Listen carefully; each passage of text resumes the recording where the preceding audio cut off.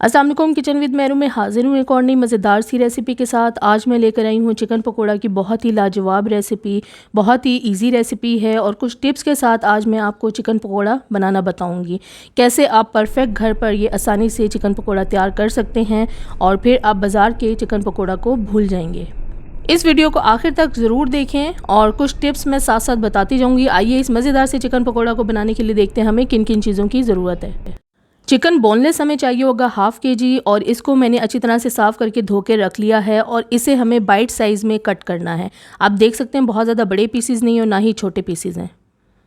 नमक मैंने लिया है 1 टीस्पून। आप हस्बे ज़ायका इसमें ऐड कर सकते हैं। कुछ लोग पकौड़ों में ज़्यादा नमक पसंद करते हैं और कुछ कम, आप हस्बे ज़ायका ऐड कर सकते हैं। 2 टीस्पून मैंने ये लाल मिर्च पाउडर लिया है। 1/4 टीस्पून मैंने लिया है हल्दी पाउडर। ज़ीरा पाउडर मैंने लिया है 1 टीस्पून और गरम मसाला पाउडर मैंने लिया है 1 टीस्पून।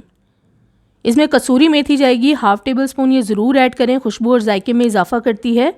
और लहसुन अदरक पेस्ट मैंने लिया है 1 + ½ टीस्पून और 4 से 5 अदद चॉप की हुई हरी मिर्चें ली हैं, बारीक चॉप करके इनको ऐड करना है।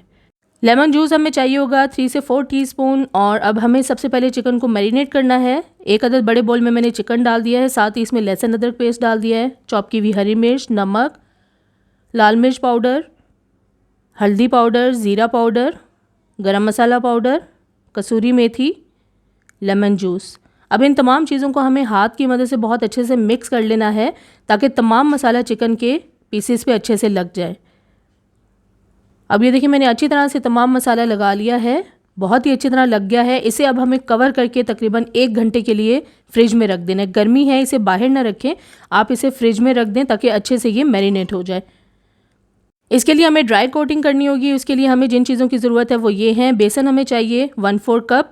कॉर्नफ्लोर मैंने लिया है 2 + ½ टेबल स्पून, इससे बहुत ज़्यादा क्रिस्पी बनेंगे। और रेड फूड कलर मैंने लिया है बिल्कुल 1 चुटकी, बहुत ही कम रेड फूड कलर डालना है। नमक इसमें जाएगा हस्बे ज़रूरत, क्योंकि नमक हमने मैरिनेशन में भी रखा है तो आपने नमक हस्बे ज़ायका ही ऐड करना है। पानी हमें चाहिए होगा 1 + ½ टेबल स्पून, ज़रूरत पड़ेगी तो और ऐड कर लेंगे। 1 टेबल स्पून चाहिए हमें ऑयल। अब मैं चिकन को देख लूँगी, चिकन बहुत अच्छे से मैरिनेट हो गया है, 1 घंटा हो चुका है और मसाला बहुत अच्छी तरह से लगा हुआ है। इस टाइम पे आके इसमें डाल देंगे हम 1 टेबल स्पून ऑयल। अच्छी तरह से चिकन के ऊपर ये ऑयल लगा देना है, हाथ की मदद से मिक्स कर लें और इसकी अब ड्राई कोटिंग करनी है। इसके लिए अब मैं इसमें डाल दूँगी बेसन और बेसन को अच्छे से छान कर डाल दें। थोड़ी सी बेसन में गुठलियाँ थी इसलिए मैं इसको छान के डाल रही हूँ, आप पहले से भी छान के रख सकते हैं। और इसमें डाल दूँगी कॉर्नफ्लोर, नमक, इसमें डाल देना है red food colour. Red food colour बहुत ज़्यादा नहीं डालना और साथ ही इसमें अब मैं पानी डाल दूँगी। फ़िलहाल 1 + ½ टेबल स्पून लिया है, थोड़ा थोड़ा करके डाल के इसको अच्छे से मिक्स कर लेना है। अगर ज़रूरत पड़े तो आप इसमें पानी और ऐड कर सकते हैं और अगर बेसन भी कम लगे तो बेसन भी डाल सकते हैं। अच्छी तरह से मिक्स कर लेना है। अब ये देखिए ड्राई कोटिंग के बाद हमारा चिकन बिल्कुल अच्छे से रेडी हो गया है। इस तरह से ड्राई कोटिंग के बाद इसे कवर करके 10 मिनट के लिए आप साइड पे रख दें। 10 मिनट के बाद तेल को मैंने मीडियम फ्लेम पे गरम कर लिया था और तेल इतना गरम होना चाहिए कि जब आप चिकन का पीस इसमें डालें तो हल्के से बबल्स बनने चाहिए। ये देखें इतना तेल गरम होना चाहिए। मीडियम से कम फ्लेम पे तेल को गरम कर लें और उसके बाद मीडियम फ्लेम पे इसे हमें फ्राई करना है और इतनी इसकी फ्लेम रखें कि चिकन को गलने में भी मतलब टाइम लगेगा, चिकन अच्छे से गल भी जाए और ऊपर से कलर भी अच्छा आ जाए। और इसके अंदर रेड फूड कलर आप देख सकते हैं मैंने बहुत ज़्यादा नहीं डाला है। अगर ज़्यादा डाल देंगे क्या होगा कि ये फ्राई होते होते फ़ौरन इनका रंग बहुत ज़्यादा डार्क हो जाएगा। और आपने चिकन डालने के बाद फ़ौरन इसे छेड़ना नहीं है, थोड़ा सा बेसन को सेट होने दें।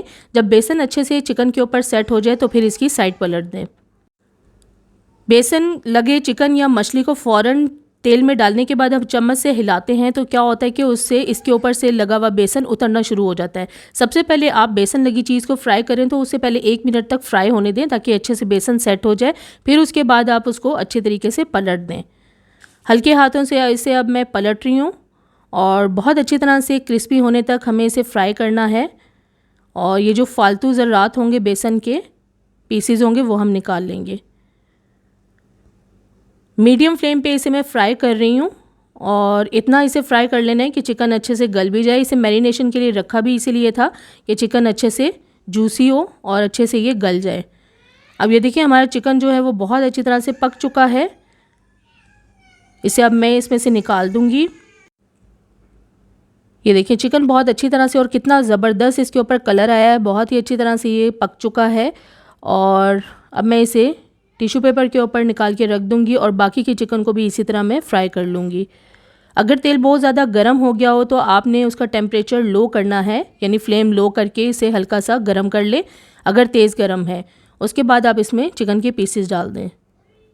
एक एक करके मैं बाकी के चिकन को भी फ्राई कर लूँगी।